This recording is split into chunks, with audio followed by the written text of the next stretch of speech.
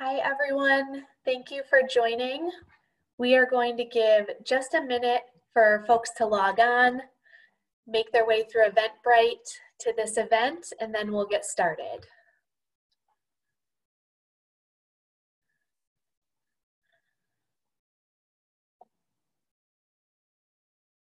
All right, I see our numbers ticking up, so it looks like many of you are coming into the room. If you're just joining us, we're going to give just a minute for folks to come in, find their way to our Zoom room, and then we will get started.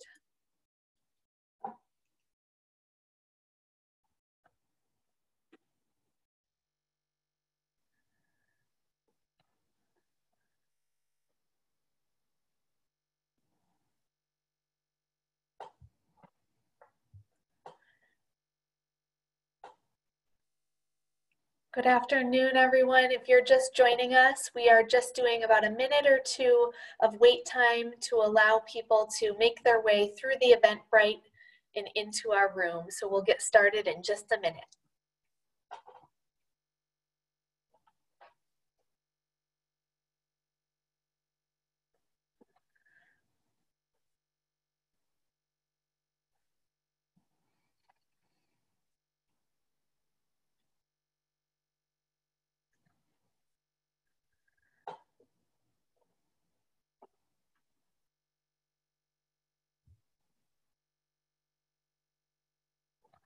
All right, let's go ahead and get started. Good afternoon. Thank you to those of you who are joining today.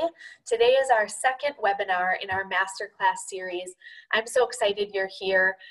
Thank you to Dr. Laura Markham, who is our expert guest today. She will be joining us soon to share her expertise and her practical guidance with all of us.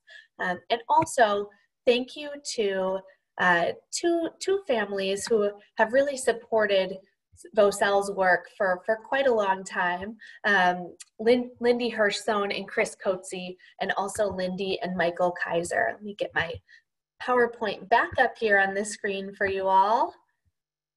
There we go.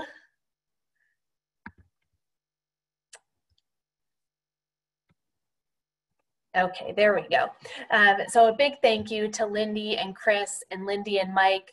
Both of their families are presenting sponsors for our masterclass series, and also, like I said, longtime supporters of VOCEL. So their support has helped us to bring VOCEL programs to more families, and now to bring Dr. Laura right into each of our homes. And because some of you here today are new to VOCEL, I want to share a quick intro to VOCEL and the work we do and why. And I know some of you were here with us for the Seeing Color webinar that was back in July, so I'm going to keep this short and sweet. VOCEL's mission is to help ensure every child has the foundation to learn, grow, and lead. And so we work towards that mission with our two-generation programs, including our flagship Child Parent Academy. And VOCEL's work focuses on children ages 0 to 5, so those earliest years of life, and the adults and environments that most impact them. So that includes parents, grandparents, caregivers, teachers, school principals, and more. And we believe that parents are children's first teachers. And we believe in getting the tools, knowledge, and support into the hands of those people who are best positioned to shape their little ones' growing brains. I'm Jessie Ilhart. I co-founded VOCEL, and I lead our program in innovation work.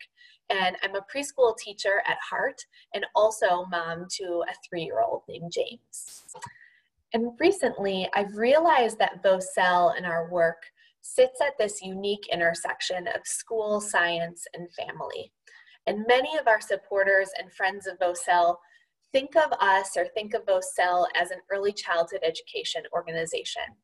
And at our roots, we definitely are. We have several teachers on our staff, and we really lean into the science, working to increase equity by bringing child development resources and support to families who don't currently have access.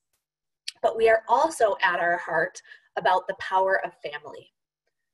Especially in these current challenging times, I think we're reminded that school is not the only place where children learn. Yes, school can be a place where education happens, but that so much learning and development happens at home. And at VOCEL, we believe that the best learning happens in the context of nurturing relationships. So, of course, with nurturing relationships, families are really well positioned to support their children's growth.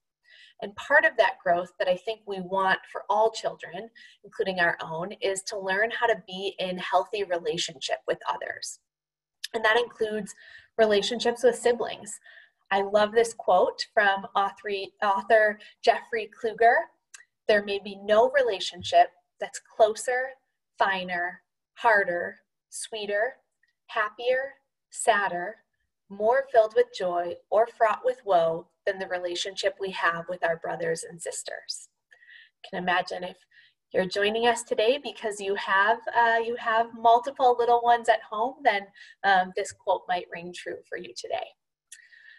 So that's what we're here to talk about sibling relationships. And I'm going to spend first a few minutes sharing how we approach this at VOCEL and how we think about sibling relationships, but more broadly about peer relationships.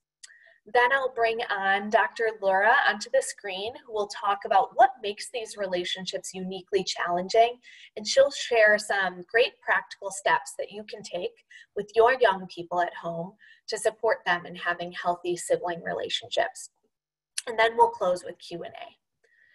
And before we jump in, a couple notes about how today is going to work. First, we want you to be present. We don't want you to have to stress about taking notes, and we know that for most of us, a world without distractions, that's just not really reality anymore. So know that if you have to step away for a moment to put out a fire or whatever you might need to do, the recording from today will be shared. So you can go back and revisit if there was something important that you wanted to hear.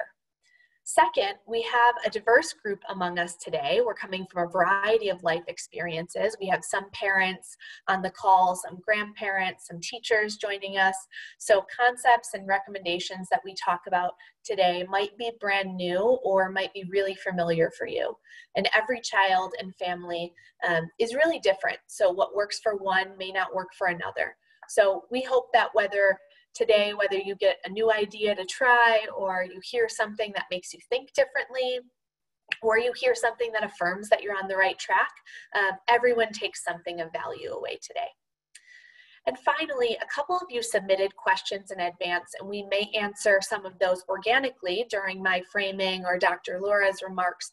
But if not, though, we'll hold time at the end of the webinar for questions. So please use the Q&A feature. There's a little button at the bottom of your screen that says Q&A. Please type in your questions. You can do that right away now or as we talk.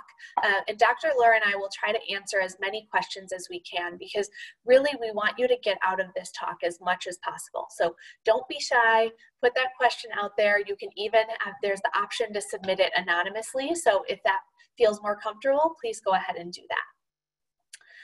So to begin, I want to talk for a few minutes about how socialization and the foundation for healthy peer relationships is woven into our programs at VOCEL. I think for many of us, when we hear socialization, our first thought is the activity of socializing, right? So being around other people. And yes, that is part of it, but I like this definition from Merriam-Webster. It says the process of learning to behave in a way that is acceptable to society. And first, I like this because it talks about being a process. So this is a journey. And yesterday we were outside, my family, with the next door neighbors, my son who's 3, their son who's 4. And my son said, "Look at this big stick, Clark." And he proceeds to launch it up into the air, only to have it fall down smack dab on Clark's head. So not the finest moment, but we make mistakes as adults too, right? So it's critical that we remind ourselves when parenting or grandparenting or educating or caring for young children that anything in child development, it's a journey and a process.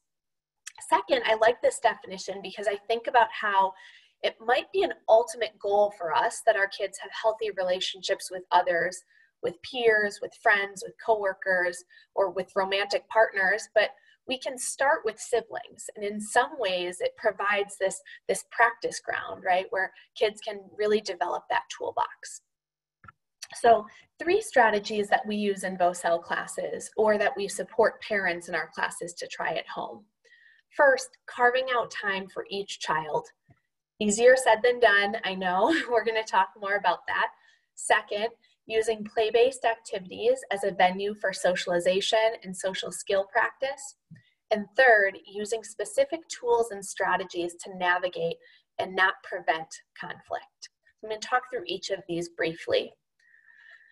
I imagine that most of you listening, when I read this out just a second ago, maybe wanted to vomit, because who hasn't heard this before, right? That children are when they're in need of attention, they act out, or that children will become jealous if one child is getting more attention. But sort of like, how do we find more time in the day? Where do I get that time? Especially right now when so many people are balancing work and family and all of that in the same hours of the day, and sometimes in the same location.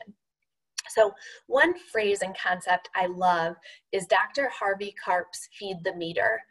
This is from The Happiest Toddler on the Block, a book. And this means that instead of feeling badly about not being able to spend as much time with our child as we want, we focus on quick, bite-sized connection moments with our kids that feed their meter. So it's more about quality than quantity here, more about, the quality than the length of time. But one practice that I've used and I've seen parents find effective is just setting a timer, a recurring timer for them to remind themselves to go over to their child as they play, maybe get down on the floor with them for, just 2 to 3 minutes, leaving the phone or tablet somewhere else and really focusing 100% on your child for those moments can really pay dividends for the next 60 minutes that you might be focused on something else. And a related concept to this is bubble moments.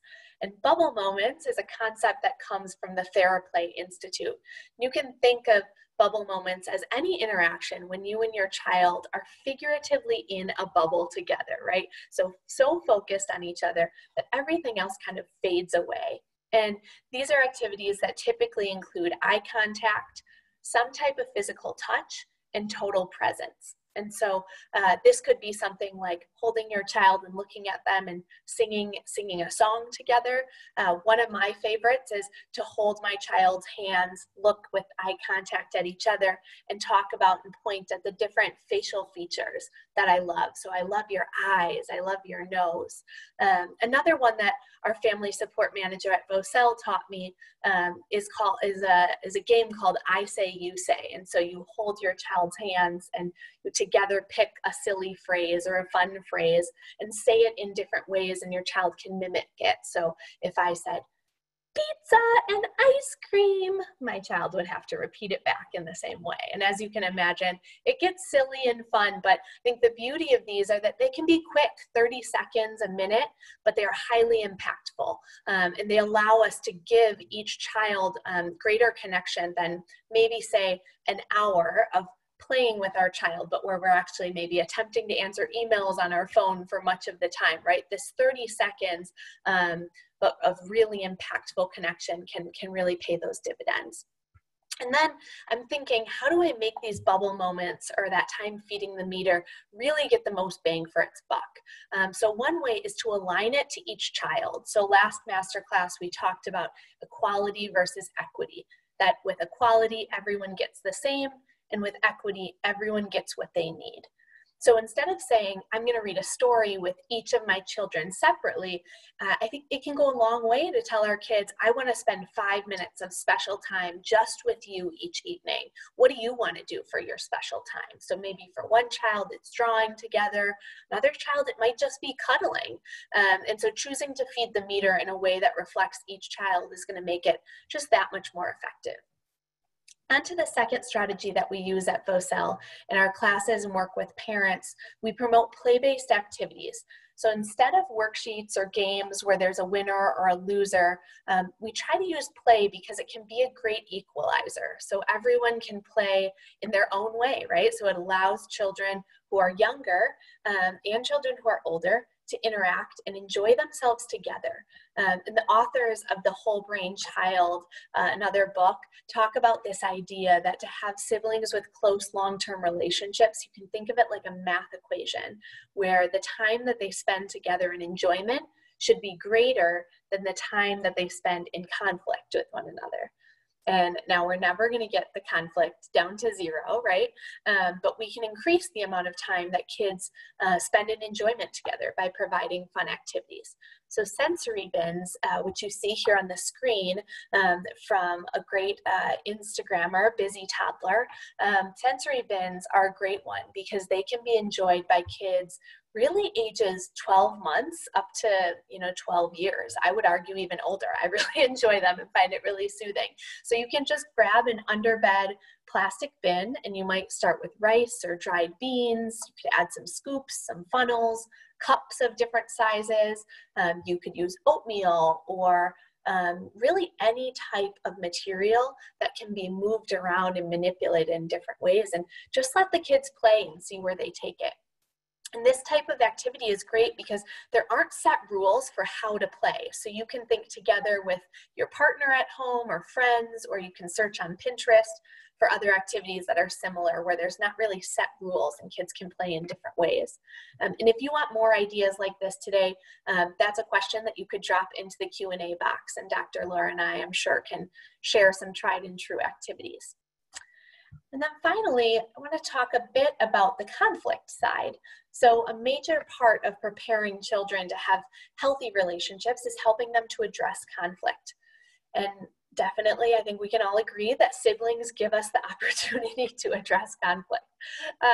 So that's an important thing to call out, right? We want to have tools to navigate conflict, but not to prevent or avoid it, because we can, as educators or as parents or as caregivers, sometimes create environments that are so controlled that children won't have conflict, right? So something like each child being directed to play in their own corner of the room, not sharing any toys.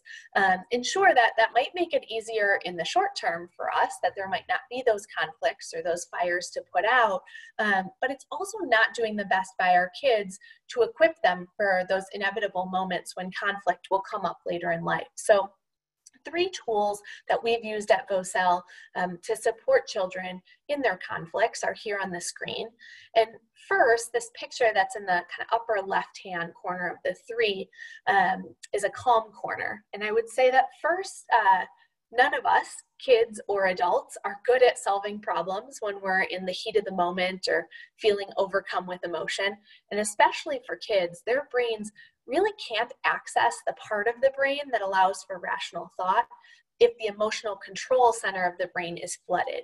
So as parents and caregivers, we need to help kids calm down when they're in the midst of a conflict first. So designating an area of the house, like a corner, or even just a spot in a room that has a pillow on the floor.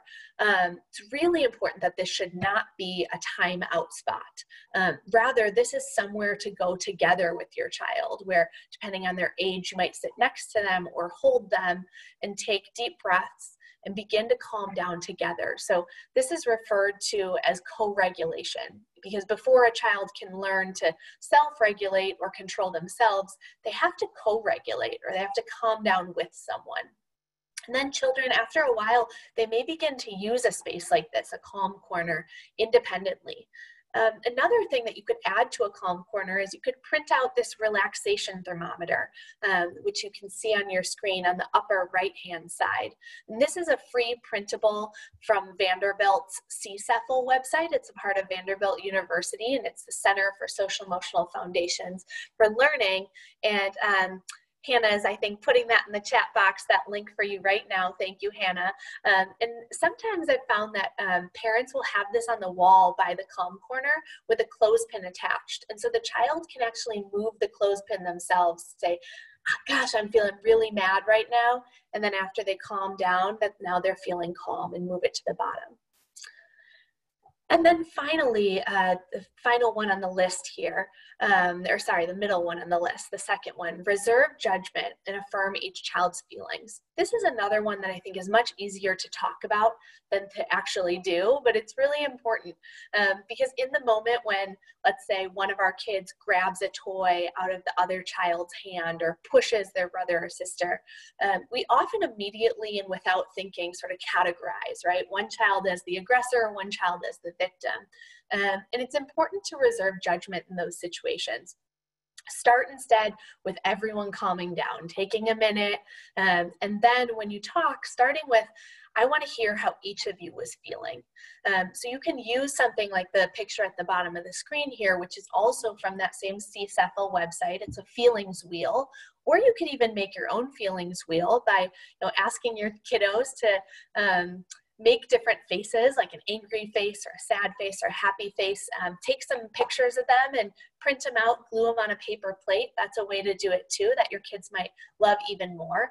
But talking with your children about their feelings and affirming that for the child who pushed, wow, you felt really mad and frustrated because your brother took your Lego and you asked for it back, but he didn't listen. And that, affirming for them, that might make me mad too. So by affirming like that, you're not giving your child permission to push, but that type of affirmation that all feelings are valid and that in that moment he was feeling really angry, that type of affirmation can really just bring their guard down and make them more willing to discuss how to repair the situation or how to react the next time. And then the final point here, focus on actions to repair the harm done rather than words. So at this young age, kids are typically really concrete thinkers. So they don't ascribe much meaning to I'm sorry or I didn't mean to hurt you, right? We're talking 2, 3, 4, 5-year-olds here. So forcing children to say those words often doesn't make their brother or sister feel better, and it probably doesn't make them feel better either. In a way, it also could instill the idea that in life we can just say words to apologize and it can make things all better. So instead, or in addition, once everyone's calm, you can talk with your child about if they'd like a chance to make their sibling feel better. Maybe they have an idea for how to do it, like I can bring them an ice pack for the spot where I push them, or maybe it's bringing them one of their brother or sister's favorite books or toys.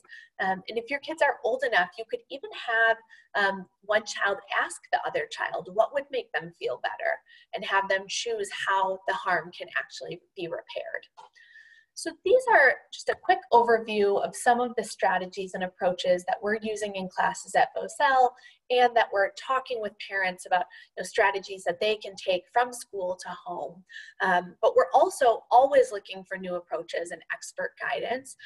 So today, I and our other VOCEL teammates are learning right alongside you, which is why I'm really excited to bring in Dr. Laura Markham, who's here today to share her expertise with us. And I'm going to bring her on the screen while I introduce her. There she is. And Dr. Laura is the author of 3 books, Peaceful Parent, Happy Kids, How to Stop Yelling and Start Connecting, Peaceful Parent, Happy Siblings, How to Stop the Fighting and Raise Friends for Life, and now her latest book, The Peaceful Parent, Happy Kids Workbook, Using Mindfulness and Connection to Raise Resilient, Joyful Children and Rediscover Your Love of Parenting. And Dr. Laura earned her PhD in clinical psychology at Columbia University, and she's worked as a parenting coach with families all around the world. So over 150,000 moms and dads enjoy Dr. Laura's free weekly coaching posts via email. So you can sign up on her website, ahaparenting.com. And while VOCEL focuses on ages 0 to 5, Dr. Laura really thinks about parents of babies through teenagers. And so you can get all that information. I think Hannah is also going to share her website as well. And Dr. Laura is the proud mother of 2 thriving young adults, and her aspiration is to change the world one child at a time by supporting parents. So Dr. Laura, we're so glad to have you here with us today. And you're joining all the way from the East Coast. So the beauty of Zoom, I guess. I am. I'm so glad to be with you all today. Wonderful. Well, thank you for joining us. I'm going to turn off my screen and pass it over to you. All right.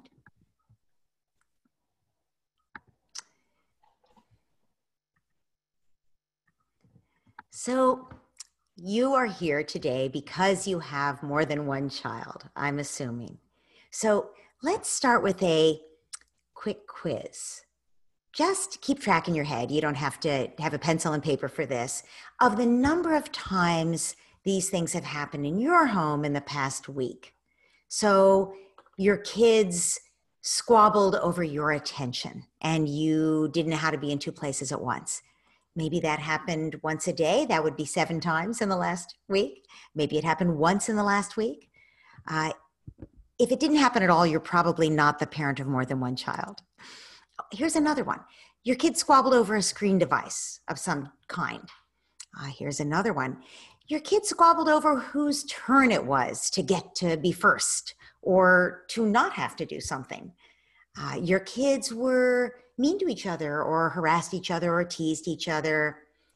Maybe there was a full-blown verbal fight where your kids screamed at each other or even hit each other. All of these things may well have happened at your house in the last week if you have more than one child. And let's talk about you. Did you find yourself maybe irritated at your children over their squabbling or their meanness to each other? Did you find yourself refereeing when your kids were trying to decide whose turn it was or who was going to use something first?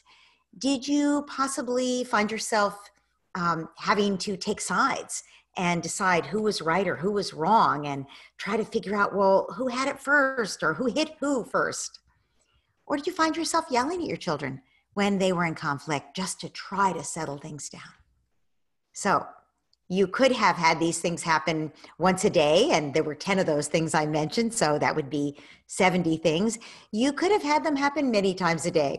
And whatever score you got, if you recognized yourself in that, it's normal. First of all, even in normal times, children don't have their brain is not as developed as ours. They don't have much of a prefrontal cortex. It's still under construction. The younger they are, the more likely that's true.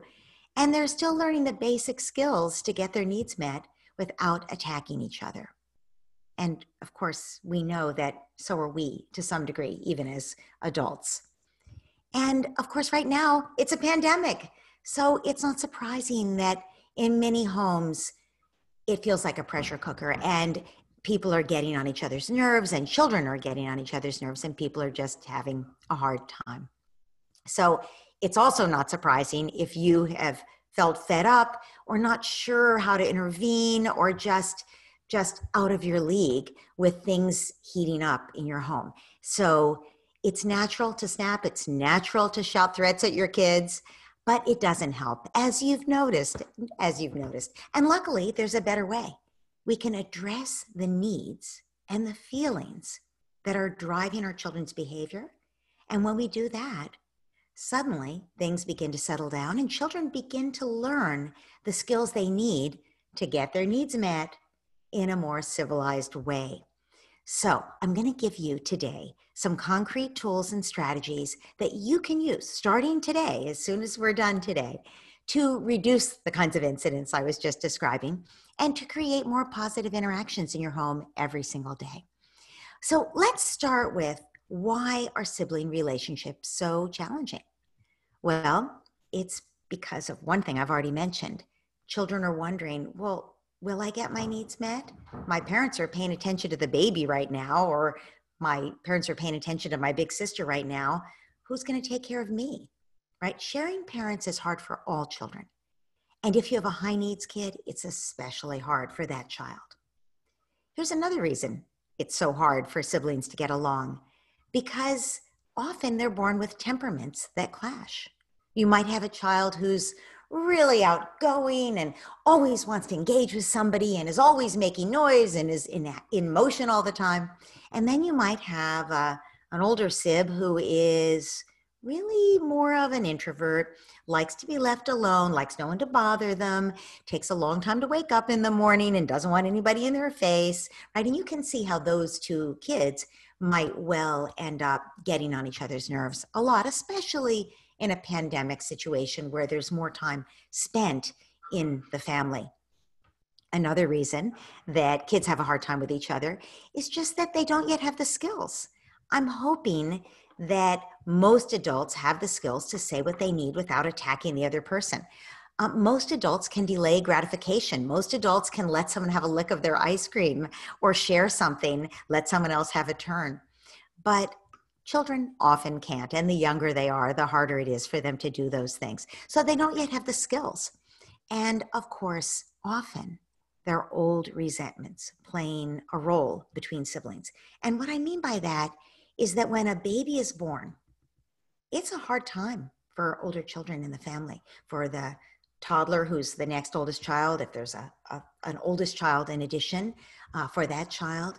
It's hard for kids when more children are born in a family, always, no matter how excited you are and how happy you are and what a blessing it is to you, your child is going to go through a little bit of a hard time. And your child needs to be understood and to be able to talk about those feelings and have you recognize them and help them discover words for those feelings without them feeling like a bad person. And so often parents don't know that and aren't really sure how to do it. They don't know how to say to the child, it must be so hard to have to share me with the baby. It must be so hard to have to wait when my hands are busy feeding the baby, changing the baby's diaper, and you want help with your train set. But sweetheart, you can always tell me. I will always understand, and I will always try to help make things better for you. Just that, if we could have that attitude, then the child will tell you. And then they're not stuffing all those feelings of resentment and jealousy of the baby. What happens when instead the parent says something like, of course you love the baby. Don't say such mean things about the baby. Well, naturally, that's what we feel like saying. But when we do that, we're giving our child the message that their feelings are not okay. They certainly can't express those things to us. So the child tries really hard to be good and they stuff those feelings down. And what happens? Resentment. Those feelings stew inside and it gets pretty messy in there. And it creates what I call a chip on the shoulder, where the child is carrying resentment toward their often younger sibling. And of course, when an older sib is mean to the younger sib, and I'm using mean as a way to say the older child is having a hard time with the younger sib and is therefore not kind to them, then the younger sib returns that attitude. Older sibling, the research shows, set the tone in the relationship, but the younger child begins to bring their own baggage to it when they have ongoing interactions that aren't positive. So those are the reasons sibling relationships can be so challenging. Now, in a pandemic, it's even harder because what happens in a pandemic? More stress on the part of the parents. Let's just start with the parents. More stress means parents who are less patient. Parents who are less patient with the children. And we all know what happens when you're less patient with one child, they're less patient with their sibling. So there's just more stress all around, heightened anxiety. Also, when you're cooped up, everyone gets on each other's nerves even more, and those temperament clashes are even worse. And then finally, children are frustrated right now if they haven't been able to play with their friends, participate in their normal activities, and they take those frustrations out on the people closest to them, maybe you to some degree, the parent, but also on their siblings. So, what can you do about all this? Well, let's look at the research. One research finding is that when parents regulate their own emotions, when they are more able to notice when they're getting upset, take a deep breath, return themselves to calm, or at least something approaching calm. What happens is that they're modeling for their children how to do that, and the children begin to self-regulate better, right? Also, they can co-regulate. You heard the description of co-regulating that Jessie was giving you. When your child is upset and you sit with your child and you help them calm down, not by telling them they're not allowed to be upset, but by breathing deeply, by comforting them, by listening to them, by letting them know that it's fine to have those feelings. They can't act on those feelings. They can't go smack their sibling, for instance, but they're allowed to have the feelings. What kids learn is that There's nothing wrong with feelings. They do have to be responsible about how they express those feelings to another person, right? So that co-regulation that helps kids calm down, helps kids get along better. All of that starts from the parent self-regulating. So that's one really important piece of research to keep in mind. Secondly, when parents have a better relationship with each child, those children get along better with each other. Why is that? The child feels valued. They trust that their needs will get met. They trust that someone is going to take care of them, and they don't have to elbow their siblings out of the way in order to be taken care of. And presumably, they're also learning something about how to nurture from parents who are more nurturing and responsive to them. So that's another really important piece of research, because both of these things, self-regulation and connection with each child, they're not dependent on the children. They're dependent on us, the parent. So look at it as an opportunity. No shame, no blame, just an opportunity for you to have more power to help your children get along better with each other. Now, there's also a lot of research about the way we coach our children, the way we set up their environment, the way we help them to work through their emotions, the way we help them to get along with each other. One study you've already heard about, it's not just a study, it's a whole body of work, is that when children have fun together, they're more likely to have a positive sibling relationship. And that's true even if they fight a lot. So finding ways for there to be positive interactions, the more positive interactions, the more positive the relationship. That's a really important research finding to keep in mind. Now, let's talk about emotion coaching, because when parents use emotion coaching with kids, kids are more emotionally intelligent, and you guessed it, they get along better with each other as well as with friends, teachers, coaches, everyone.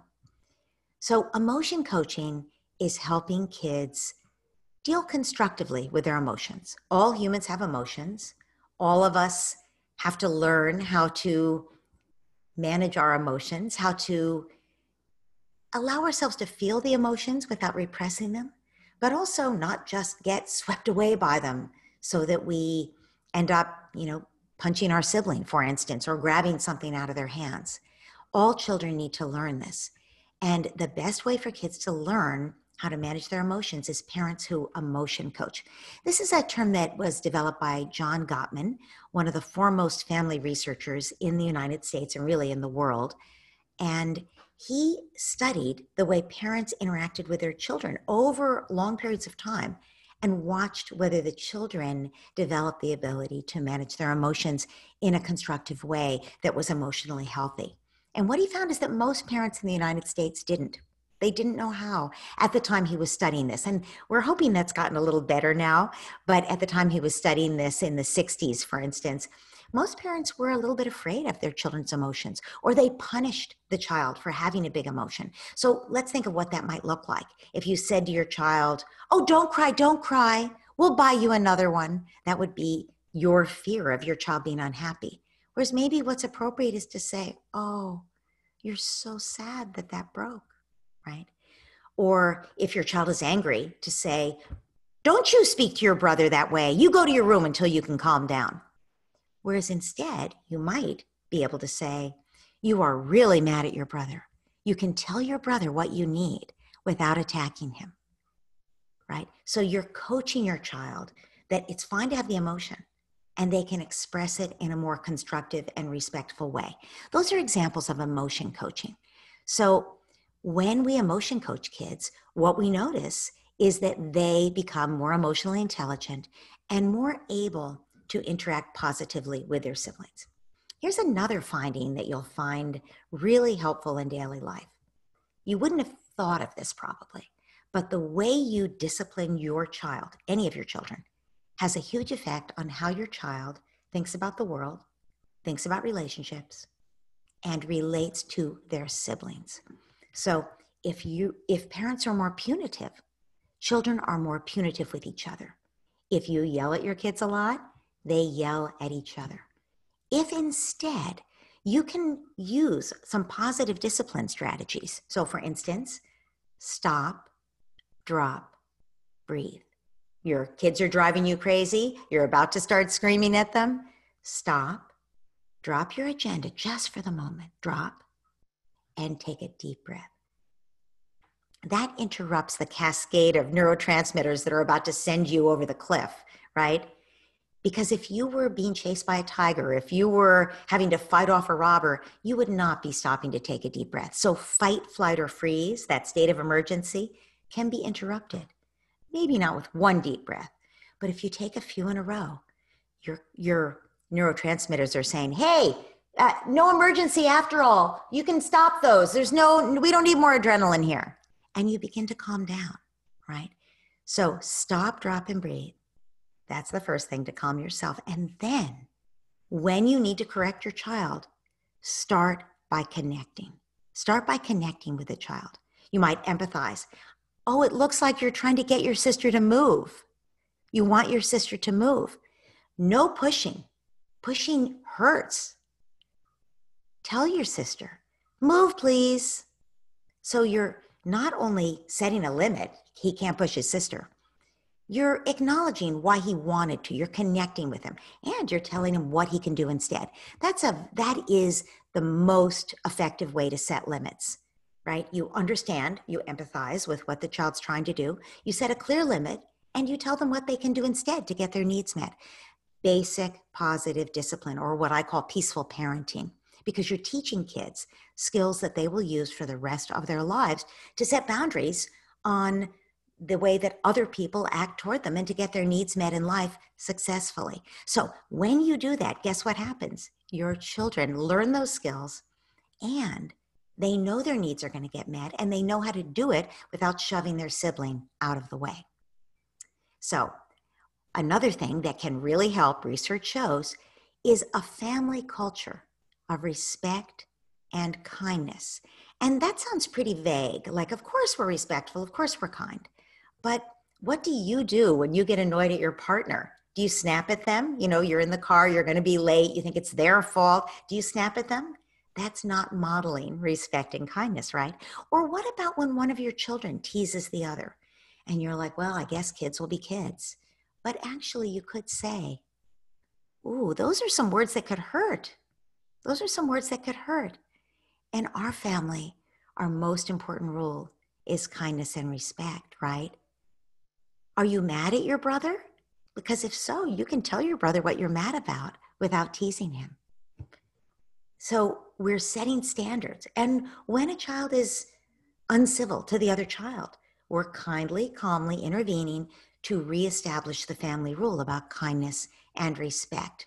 So you may have to also teach problem solving. Your kid might say, yeah, I'm mad at him because, and you might have to help him to say what he wants to say to his sibling. And you might have to help the two of them to brainstorm a solution that works for both of them. But when we do those things, when we teach problem solving and communication, again, kids get along with each other better. So all of this is all substantiated by research. So all of this gives you some ideas about tools you can use to help your kids get along better. And you notice there's a huge silver lining for you, which is you don't have to be the referee. I know that you're probably wondering, well, but right now my kids are fighting with each other a lot. How do I referee that? And we can talk if you'd like, if you want to ask a question during the Q&A, because I think I'm running out of time here. You'll have to let me know that, Hannah. If you would like to talk more about how to intervene in a fight, we can do that. I just want to give you a couple more tools to have in your back pocket that are preemptive tools, like preventive maintenance tools. So we talked about having a good relationship with each child. I'm going to go back to that idea of bubble moments that Jessie described. Bubble moments where it's just you and your child and nothing else matters. What that does is it convinces your child that you love them, prioritize them, are going to be there for them, value them. And when kids get their cup filled in that way, when the meter is full, then they can be more emotionally generous to each other. And there's a way to have those bubble moments that I call special time.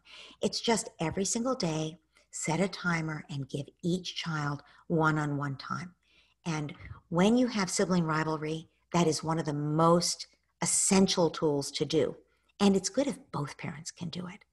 So make sure that you're doing special time, one-on-one time with each child every day. Another preventive maintenance tool is what I call 24/7 empathy. Now, you won't really do 24/7 because you're not Mother Teresa. And frankly, Mother Teresa was not actually a mother. So we know how hard it is for parents to do 24/7 empathy. But I'll just say that that's your aspiration, when you listen to what your child says and you find a way to see their side of it and you acknowledge that, every time you do that, you're building the relationship. And that's true even if you don't like what they're saying. Even if they say, I hate you, I want a new mom. Or I hate my brother, I wish he was never born. And you can say, you are so mad right now. You want me to know how mad you are at your brother, or you want me to know how mad you are at me. And you're saying the worst thing you can think of. I hear you. You really wish I didn't do X, or hadn't said you couldn't watch the screen. You really wish your brother wouldn't have messed up your stuff, whatever it is. You're acknowledging that, right? That allows you to build the relationship. Even when you say, even when you have to set a limit of, you can tell your brother without attacking him, right? Okay. Another tool that's really useful, self-care. I know it sounds crazy. You're a parent, it's a pandemic, you can't do self-care, but you don't have the luxury of not doing self-care. You won't be able to be emotionally generous to your child unless you take care of you. And that means, the research shows, exercise or meditation or both, a little bit of time to yourself. Even if you're a single parent, find a way to have some time with another adult. Maybe there's a family you feel safe with, their discipline practices are like yours, their health practices are like yours, you feel like you can have a little pod with them and just trade off, even if you're a single parent. So Saturdays you get the kids, Sunday they get them, whatever. You need some time without kids crawling on you. You have to do self-care, because if you don't, you won't be able to be the parent that you want to be with your kids. And we've talked a lot about coaching and things you can do. And as I say, I'm happy to talk about sibling fighting if we have time now, or if somebody wants to ask that question in the Q&A. What do you think, Jessie? Dr. Laura, let's go there. I think that that was the first question we got. And Great. First, thank you so much for your remarks. I know I was, while this was on the screen, taking some notes on my phone. So I appreciate you sharing so much wisdom with us. You mentioned this about fighting, and one of the first questions we got was, how do you manage physical altercations with siblings? So especially if maybe one child is bigger, stronger, maybe it starts as fun or roughhousing, but then you see it starts to move towards fighting. Tell us what to do in those situations. Okay. So let's start, before we do the physical, let's just start with the basic idea of fighting when kids are having a hard time and it's starting to escalate. The very first thing we do, we calm ourselves. Even as you're moving toward them to get between them, you're taking a deep breath. Maybe you're saying something to yourself that you know will help you calm down, like, it's natural for kids to fight. That's how they learn to work things out more constructively. I can teach them the skills they need. You're saying whatever you need to hear to calm yourself down. Or maybe you're saying something to calm them down, like, that'll also calm you down, like, it's not an emergency. We can work this out. I'm right here, right? So you're moving toward them. You're trying to calm yourself down. You're breathing. And the idea is to create safety for everyone. That if the children feel safe, they aren't attacking each other. Because why do humans attack each other? Same reason dogs attack each other. They're feeling threatened by the other dog, right? So children, when they feel like someone's going to touch their thing, and it doesn't matter that the other child didn't touch their thing, she might touch it. My sister might try to grab it from me. I'm going to have to take a preemptive action here, right? So we want to create safety. That's why we would say something like, we can handle this. I'm right here, as you're moving toward them. Okay, so you're creating safety. The next thing is, if things are not yet getting thrown, or people, including fists, we're going to set some basic limits where you would say that, let's say they're screaming at each other, they're yelling names at each other. You would say, no name calling. I see how angry you are. So you're absolutely empathizing. You are really mad at your sister. No name call. So you're empathizing first. No name calling. You can tell your sister you're mad without attacking her, right? So the first thing is to empathize, and then you set that limit, right? Now notice I did intervene to stop the child from calling names, but here's what I didn't do.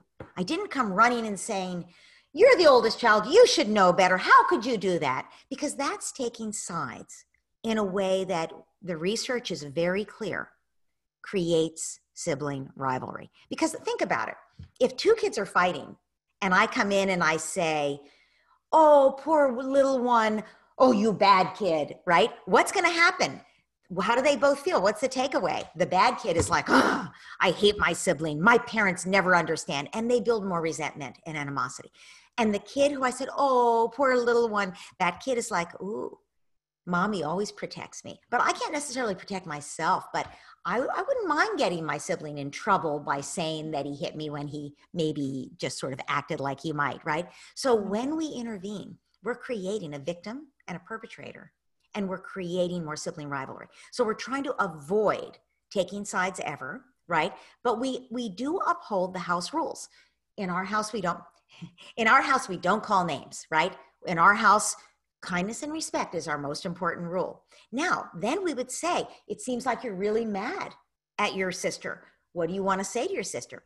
And when that kid says that to the sister, we say, oh, so you're really mad because your sister touched your whatever, and then you say to the sister, did you hear what your brother said? Right? And your sister's like, yeah. And can you tell your brother what you heard him say? Right? So we can coach them to actually listen to each other. We have to start by empathizing. We might have to restate their point of view, right?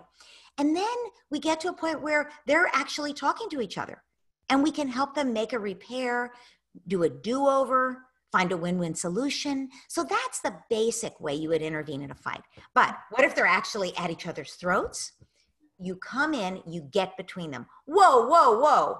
Because you have to get their attention if they're screaming at each other and there's fisticuffs happening. You're getting in between. Whoa, whoa, whoa. No hitting. And at this point, depending on their age, depending on how it's gotten out of hand, you could actually have two kids that you're trying to hold apart, or both going at each other, right? Your job is to de-escalate that. So again, you might use the loud voice to get in between them to get their attention, but then you're saying, whoa, I'm right here.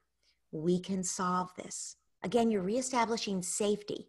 And then the more quickly you can empathize with each kid, the more quickly they will settle down. So this kid is so angry that his little sister just wrecked something, and he cannot wait to get his hands on her. You're like, whoa, whoa, you are so mad. It looks like something happened to your tower, right? So you're acknowledging him. He's like, of course something happened to my tower. It's all her fault. And you're letting him say that, because at least he's now putting it into words. He's not, whacking his sister. Mm-hmm. And at this point, if she's not being attacked, she's probably not hitting him, right? Unless he already got in a punch, in which case she's hurt and she's responding as all humans do when they get physically hurt, which is they want to hurt back. And you say, and you are hurt. It looks like the tower got knocked down and you were so upset, and it looks like you got kicked in the shins. Is that what happened? Ouch. So you're acknowledging both of them. And as they feel acknowledged, they don't have to keep escalating. Because remember, think about us, every one of us. If I'm saying to you, oh, I'm so upset about this, and you say, oh, that's nothing to be upset about, I'm going to feel like you don't understand, and I'm going to want to tell you louder. But if you say, oh, no wonder you're upset, I'm going to be, okay, I can relax. Someone understands. And that's what we're trying to do with our kids. It's amazing, I think, at hearing you talk, just how many of these concepts, we talk about them with kids, but they're really applicable to relationships across the board, right? And so makes me think just how important our work is, raising young children. They're going to be the adults of the future. Absolutely. And hopefully that the person who asked that question, that really helped. I think it did for me. And we have one more question here that was submitted that I'd love to ask you. This person who's watching said, my kids are 5 and 3, but when the younger one was born, that this person knows that the older one was resentful and that they didn't do enough to acknowledge and validate the child's feelings at the time. So now that dynamic is really persisting. So what, first, I would love to just tell this parent to give themselves some grace. None of us are perfect, but what steps can they take now to repair any damage? Okay, so I agree with you. This is so common. It's going to be okay. It doesn't mean they'll hate each other for life. I just really want to say there can be some repair work here. It's okay. You know, you can dig out of this. So the first thing is to have, it's first of all, to realize it's an ongoing process. It's not one conversation. It's an ongoing process. To make sure you're doing the basic preventive maintenance that I've already mentioned, the one-on-one time with that 5-year-old, and where that 5-year-old feels like they're the apple of your eye, at least for that half hour every day, right? That they do get time just with you, where they're adored, where you just pour your love into them and admire them. They need that time. That's number one. Number two, they need your empathy. They need to feel understood. So when they make a mean remark, you can say, wow, it sounds like you're pretty mad right now at the 3-year-old, you know, at your sibling. You know, the words like that could really hurt. But you could like, they're not allowed to say to the sibling, I hate you, I wish you weren't born. They are allowed to say to the sibling, do not knock over my tower, right? So that's the difference. And you'll have those conversations as a family, like with family meetings. How do you tell someone when you're upset? What's an okay way to do that with kindness and respect and still get your needs met, because your needs matter too. But when they do something that is inappropriate, expressing their resentment to their sibling, to acknowledge it and to say to them, it's not, here's the limit about how you can treat your sib, but you can tell your sib in a more constructive way, and you can always come and tell me. I always want to hear. And you let them vent to you. If they want to come and say to you, I wish the 3-year-old was never born. I hate the 3-year-old. The 3-year-old is the worst human being in the history of the world. You can say, wow, my goodness. Oh, you really have a hard time with that. And then you acknowledge it's hard to be a big brother or sister. It's hard to be the big sib. It's hard to stay patient with your sibling. It's hard to always have to, and you might well find yourself also having to respond to, it's not fair. You favor the 3-year-old. And to say, it must really hurt your feelings to feel like I have favored the 3-year-old over you. That must really hurt your feelings. I am so sorry that I ever did anything that made you feel that way. I want you to know I could never love anyone more than I love you. You are my one and only, let's say his name is Michael. Michael. And there is a Michael-sized place in my heart that no one else could ever fill. And you might find yourself saying, this is a series of conversations, right? It's not one. You might find yourself saying, it sounds to me like you wish your sibling had never been born. I understand that. And of course, your sibling is here to stay. And your child might cry. And if your child cries, bingo, because what your child didn't get to do when the baby was born is grieve. Your child needed to grieve then and didn't get to grieve. And if they begin to cry now because their sibling is still there and is not going anywhere, that's great. That means, you know how the stages of grief work. Your child doesn't then have to have the anger. They can come to acceptance, right? Once they're allowed to grieve. So it's okay for them to rant and rave and to vent to you, but under that anger, there's absolutely grief. And that's what we want to make it safe for them to express, and we want to acknowledge it. So that all will really help over time. But I want to add, we're still upholding standards of civility, right? Always. And I also want to give you a little tip called, one way to call it is matchmaking, where you say to the 5-year-old, oh, the 3-year-old, and you say it out of the presence of the 3-year-old. Just you and the 5-year-old are together doing something. Oh, I saw the 3-year-old admiring what you were building with the Legos. I saw the 3-year-old wishing she could do what you can do. Something acknowledging the 3-year-old's positive feelings toward the 5-year-old, right? And the 5-year-old is like, oh, well, maybe the 3-year-old's not so bad after all, right? So there are many tips like that, but that'll get you started. Great. Thank you so much. If you have one more moment, there's one more Sure. question. Of course. So if you can try to make this one as quick of a response Okay. as you All can. right. But a parent saying that they're about to have a new baby in a few weeks, how do they prevent that resentment? What are some strategies they can use now? Great. Okay. So you could write a whole book on this. And in fact, the whole last third of my sibling book is about this, but I'll try to condense it really quick. One thing is, if you're leaving your home to have the baby, like at a hospital, the favored parent, which in this case I'm presuming is the mom, it could be the dad or whatever, the person who is the favored parent of that child, because all kids have a hierarchy of attachment, do not be the person walking in with the baby. Give the baby to dad, give the baby to grandma. Do not walk in with the baby in your arms. Walk in with your arms open to grab your child who you have missed more than anything. And that's the most important event that's just happened. It's not about the new baby. It's about you missing them. That's number one. Number two, make sure you're having time with that child every single day. Number three, whenever possible, when you're talking to the baby, cooing to the baby, coo about how great big brother or sister is and how lucky they are to have big brother or sister. Involve big brother or sister in everything. What do you think? There's some great research on this. You can develop empathy from the big sib toward the baby by saying, what do you think he's feeling right now when he makes that face?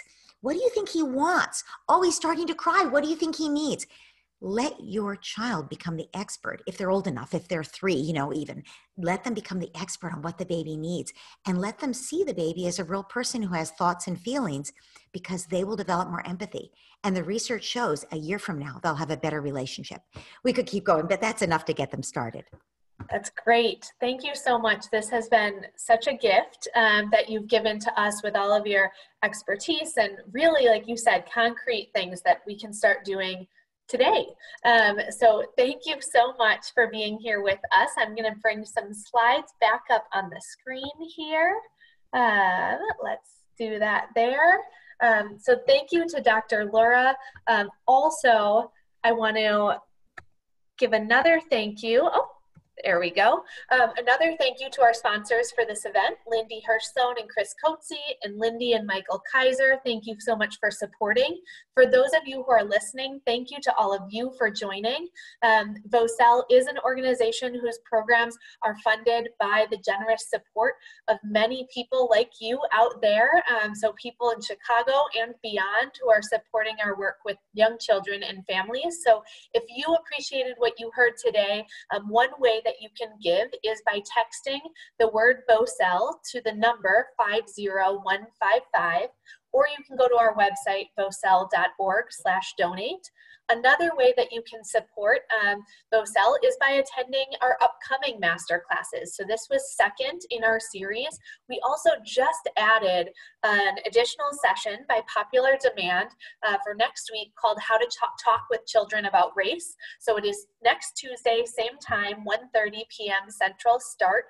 And that one will bring back Keela, who was with us in July for the Seeing Color webinar, and also adding Jordan Landfair, who is a Golden Apple educator. And both of them will have a conversation about how to talk with children about race. Then we have the 3 C's and Powerful Play coming up in September. So you can find the links to register for those, all of them on our website. And thank you again to Dr. Laura, and thank you all of you for joining. We hope you have a great rest of your day. Bye-bye.